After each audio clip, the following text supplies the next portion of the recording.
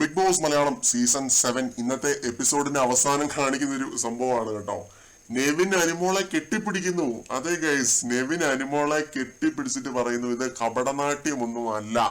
ഞാൻ അക്ബറിന്റെ അടുത്ത് പറഞ്ഞതേ ഉള്ളൂ, എനിക്ക് സങ്കടമാവുന്ന കാര്യമാണ് നിന്നെ ഒറ്റപ്പെടുത്തുന്നത്, അതുകൊണ്ട് നീയുമായിട്ട് എനിക്ക് ഒരു പ്രശ്നവും അനുമോളെ എന്ന് പറഞ്ഞിട്ട് അനുമോളെ നെവിൻ കെട്ടിപ്പിടിക്കുന്നുണ്ട്. ഒരു സ്മോൾ ഗസ്റ്ററാണ് കേട്ടോ. അത് എത്രയൊക്കെയാണെന്ന് പറഞ്ഞാലും, എത്രയൊക്കെ വഴക്കിട്ടുമെന്ന് പറഞ്ഞു കഴിഞ്ഞാലും എൻഡ് ഓഫ് ദ ഡേ അവർ ഒരു വീട്ടിൽ ഇത്രയധികം ദിവസം താമസിച്ച രണ്ടുപേരാണ്. അത് നമ്മൾ മനസ്സിലാക്കണം. നമ്മൾ പ്രേക്ഷകർ പുറത്തിരുന്നത് കാണുന്നുണ്ട് എന്നുള്ളതേ ഉള്ളൂ. നമ്മൾ എത്രയൊക്കെയാണെന്ന് പറഞ്ഞാലും ഇത് കണ്ടുകൊണ്ടിരിക്കുക മാത്രമാണ്.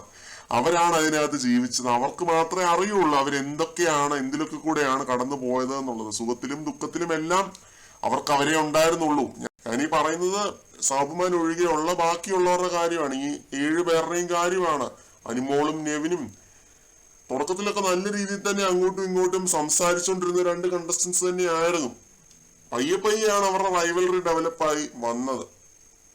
ഇപ്പൊ ഈ ഒരു ഹഗ് കണ്ട സമയത്ത് എനിക്ക് മുഖത്തൊരു പുഞ്ചിരി വിടർന്നു. കാരണം എന്താണെന്നറിയോ, നെവിൻ എത്രയൊക്കെയാണെന്ന് പറഞ്ഞാൽ ഇതൊരു ഗെയിമായിട്ട് തന്നെയാണ് കണ്ടിരിക്കുന്നത്. അനുമോൾക്കെതിരെ നെവിൻ ഗെയിം കളിച്ചു, നെഗറ്റീവ് ഓർ പോസിറ്റീവ് ഗെയിം കളിച്ചു എന്നുള്ളതാണ്.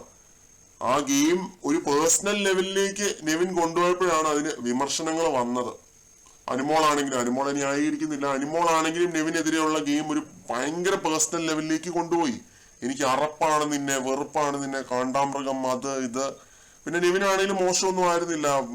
ആർട്ടിഫിഷ്യൽ കുലസ്ത്രീ, അത് ഇത്, ഇനോഗ്രേഷൻ സ്റ്റാർ, എന്തൊക്കെ വിളിച്ച് അങ്ങോട്ടും ഇങ്ങോട്ടും അധിക്ഷേപിച്ചവരാണ്. പക്ഷെ ഇത്രയും ദിവസം ഒരുമിച്ച് ഒരു വീടിനകത്ത് ഒരുമിച്ച് താമസിച്ചിട്ടുള്ളവർ എന്ന നിലയ്ക്ക് ഇവരൊത്തു പോകേണ്ടവർ തന്നെയാണ്. ഞാൻ പറയുന്നത് അനുമോളും അക്ബറും ഇങ്ങനെ ഹഗ് ചെയ്യണം, അത് കാണാനായിട്ടാണ് ഞാൻ കാത്തിരിക്കുന്നത്. ഈ ഷോ അവസാനിക്കാൻ വളരെ കുറച്ച് സമയം കൂടി ഉള്ളൂ. ഇവർക്ക് പുറത്തിറങ്ങിയിട്ട് ഒരു ജീവിതമുണ്ട്. ഈ ഫാൻ ഫൈറ്റ് നടത്തുന്നവരും അല്ലെങ്കിൽ PR എടുത്തിരിക്കുന്നവരും ഒന്നും അത് മനസ്സിലാക്കുന്നില്ല. പുറത്തിറങ്ങിയിട്ട് ഇവർക്ക് ജീവിക്കണം. ഇവരുടെ പ്രൊഫഷണലും കാര്യങ്ങളൊക്കെ ആയിട്ട് ഇവര് മുന്നോട്ട് പോകും. നെവിനാണെങ്കിലും നാളെ എന്തെങ്കിലും ആവശ്യം വന്നു കഴിഞ്ഞാൽ ഇൻഡസ്ട്രിയിൽ അനുമോളെ തീർച്ചയായിട്ടും വിളിക്കാം, അനുമോൾക്ക് തിരിച്ചും വിളിക്കാം. അപ്പോ ഇങ്ങനെ ഒരു ബന്ധം എന്ന് പറയുന്ന ഒരു സംഭവം അത് ഗെയിം കളിച്ചു എന്നുള്ള ഒറ്റ പേരുകൊണ്ട് നഷ്ടമായി പോകരുത്. അനുമോളാണെങ്കിലും നെവിനാണെങ്കിലും അങ്ങോട്ടും ഇങ്ങോട്ടും നല്ല രീതിയിൽ തന്നെ ഗെയിം കളിച്ചിട്ടുള്ളവരാണ്.